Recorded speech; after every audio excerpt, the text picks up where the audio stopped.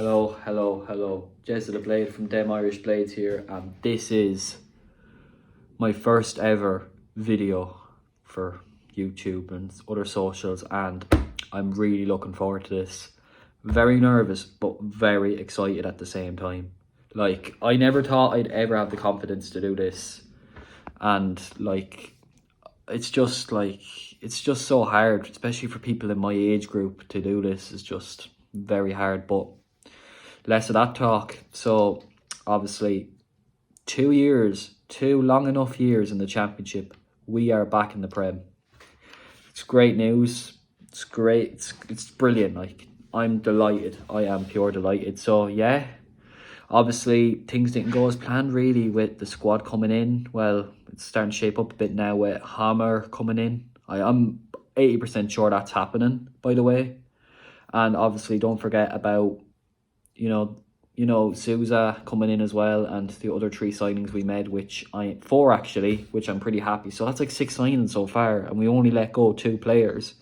I know that doesn't think, obviously McAtee and Doyle, but I think we have Doyle replaced with Souza, and he might be coming back still, so it's all positive. I mean, Illiman and Dye and Sander Berger, obviously, we got rid of, but here's my take on it. So obviously, Illiman and Dye and Sander Berger were out of contract next June, in 2024. And obviously, it's a risk keeping them, and then they might walk on a free, but it boosts our chances of staying up. But obviously, selling them would add to the budget, and we got about 35-40 million for them both. It's not the best, because I think Illiman alone is worth 40 million, but, best of luck to him. Obviously, as well, Sander Berger would have been a player I've been okay to cash in on, in a way, because the way when we played against Stuttgart, Berger was very deep, and that's not really his role. I mean, he's done it before, but it's been a while. He's been very attacking when he's been playing for Sheffield United there lately. Well, last 2 seasons, really. And I think Souza is the perfect player. Vinny Souza is the perfect player to be sitting back in that role. Even better than Norwood, in my opinion. But I'll mention my team in a minute. But the thing is, about cashing in on Berger and Njai, the thing I don't agree with is we did it so late. If we did have a plan to cash in on Berger and Njai, I mean, we never wanted to cash in on Njai. That was all a forced kind of Marseille coming in. It was all, boyhood club. That's something that we didn't want to do, out of our control. But Berger, let's just say we wanted to cash in on Berger. Why didn't we do it earlier in the window? Because Palace is tomorrow, and a lot of fans on Twitter, I mean, so many are so worried. Look, I'm not, and here's why. So why I don't think I'm as worried as most fans are is because of the last couple of seasons in the Prem, and we're not playing a big team like Man City, Arsenal. It's Palace, and Palace aren't, the strongest outlet either.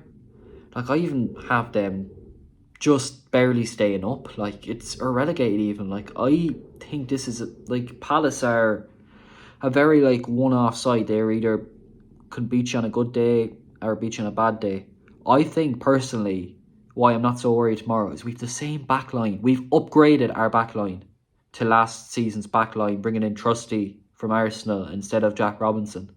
And a lot of people are obviously saying, oh, but we rely on goals. Yeah, well, that's true, but we have the defence. And just remember, we beat Tottenham with an 11 that we never thought would. I know we had Doyle and McAtee, but no one Dye, no Berger. It's possible. And we have a player that is very similar to Doyle in an aspect. And I also think Oliver Norwood is not that bad at all. Look, Astula, a lot of fans are very unsure about him, but we didn't criticise McGoldrick when he didn't score any goals, didn't we? I know it's the Prem, it's a different kettle of fish, but if Astula can finish them, I'm okay with it. McGoldrick, it took him, 30-odd games to get his first Premier League goal? So that just goes to show you, what level Astula is at, and he's way younger. It's just since McGoldrick was experienced and did it in the championship, kind of made people kind of wait, be more patient. But Asula, people are don't even get him near the squad. It's unacceptable, because I think Asula is very similar to McGoldrick in the aspect he can get in the right places, able to dribble and hold the ball up, has the pace, but the finishing touch is bad. But he's that sort of striker. He can get in the positions, get his feet to the ball, but it's just putting the ball in the back of the net, which it worries me a little bit. But that's just the reality of it. The injury news for Sheffield United is as follows. Obviously, if Hammer does sign, he will not be available because he should have been registered by 12:30 today.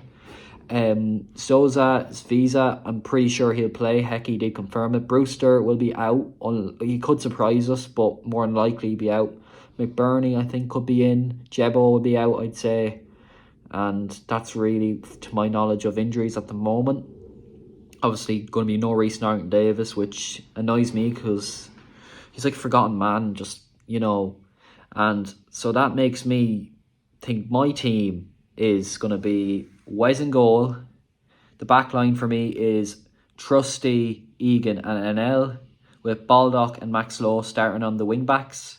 Then in midfield, I've gone for like two sort of deep centre midfielders, and I've gone for Norwood and Souza. Like, look, some of the criticism on Norwood, it's been unbelievable. I'm hating it. Like, he's such a good midfielder. Like, why? Like, he's 2/3 of the season last season. He really helped us go out there and get promoted. Like, it's just unacceptable, the stuff that people are saying, like, get him out, he's no good. He can ping a ball anyway. And obviously, Hammer's a little bit better and Dye will be an upgrade to him, but I trust Ollie Norwood. And look, it's a Prem, different kettle of fish. We might get a better, people might know that sort of Norwood long ball tactics. That's why he didn't do as well, because people were tighter on the press with Ollie Norwood last season for the last third of it. And that's how he lost his place to Tommy Doyle. So that is why I'm comfortable with Norwood starting. Obviously, Slimani kind of ahead of them, just a little bit ahead. I think he's an underrated player. He's not the Sander Berger level yet, but he reminds me a lot of Sander Berger and can get to that level. And up front, I've gone for Benny Traore. I know he won't be able to play the full 90, but I'm happy with Benny starting. Good player. Even just bring on Osborne during the game for Benny and put him side on the left wing and have Slimani playing behind and Ben playing behind Will Asula up front. Like, yeah, I know Will Asula, obviously fans don't like him. I like the lad. I like the lad a lot, and I think he's going to surprise some people. I mean, McBurney won't be playing, but if McBurney's fit, obviously have him on the bench. Don't want to risk anything yet. And then bring him on as well to be that target and hopefully head it into the box. Now, I'm going to go on to Palace. For Palace, Will Hughes and Michael Orzeri are ruled out, with Tyreek Mitchell. Actually, sorry, I had to think about that one. Tyreek Mitchell is going to be assessed, so there is a chance he might not play, so that's a good thing. Palace, obviously, I'm going to talk about their sort of team now. So obviously, from what I'm aware, Palace line up in a 4-2-3-1 formation. So they obviously have Ebre Eze in that sort of playing behind the striker. They have two wingers and one striker, kind of making it a front four.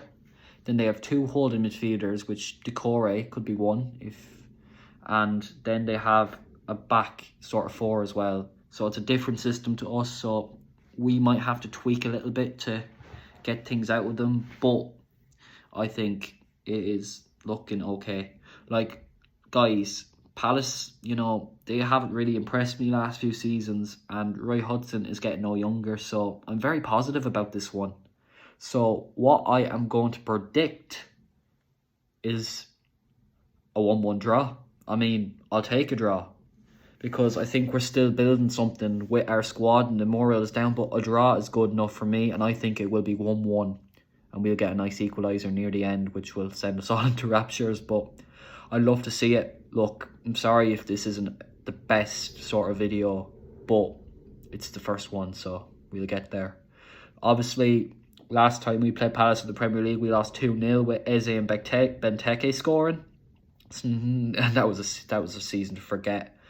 And then Lunny's goal, first home game last season. We were back after 14 years. First season back. Is it written in the script?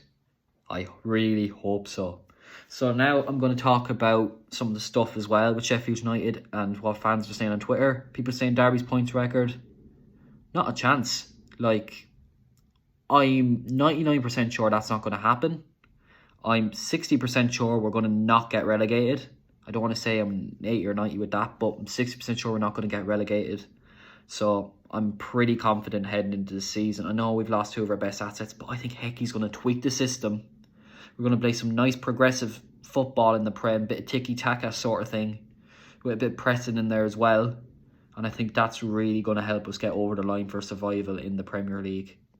And look, Crystal Palace tomorrow, I'm really looking forward to it. And get behind the team.